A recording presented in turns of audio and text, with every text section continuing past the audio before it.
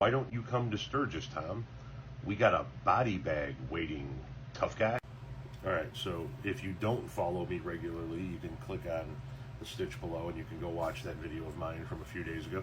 If you do follow me regularly, then you know what that video is.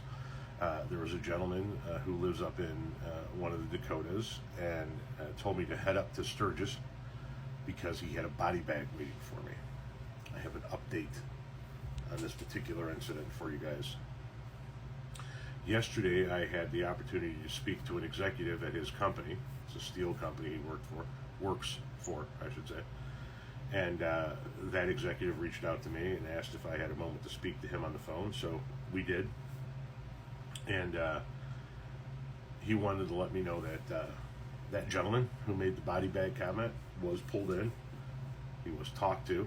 Now, they can't really just outright fire him because he said something stupid on the internet, but it wasn't attributed to their company.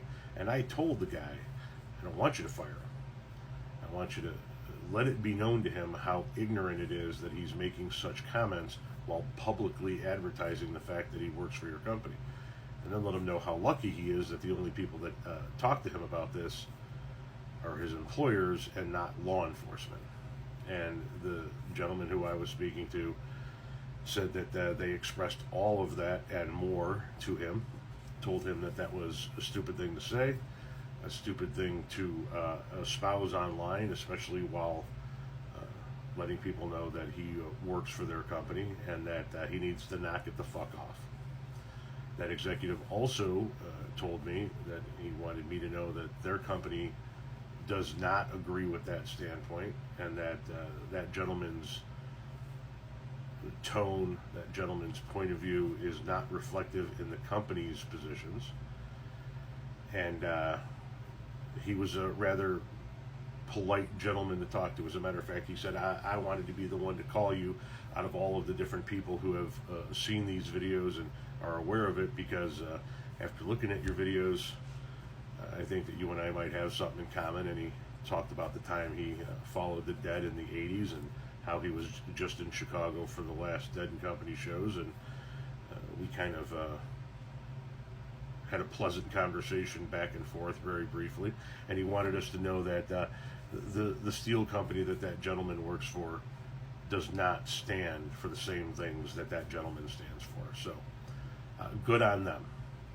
He also said that the steel company received a few one-star reviews in the wake of that video, and he said, you know, that's our cross to bear, basically. And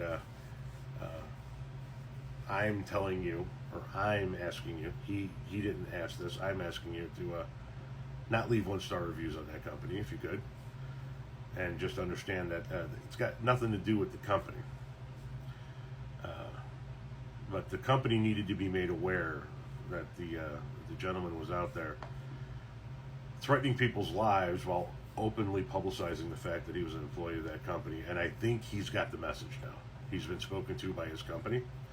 He has made his Facebook information private, as has his wife, ever since all of this happened. So I think the message has been received, folks.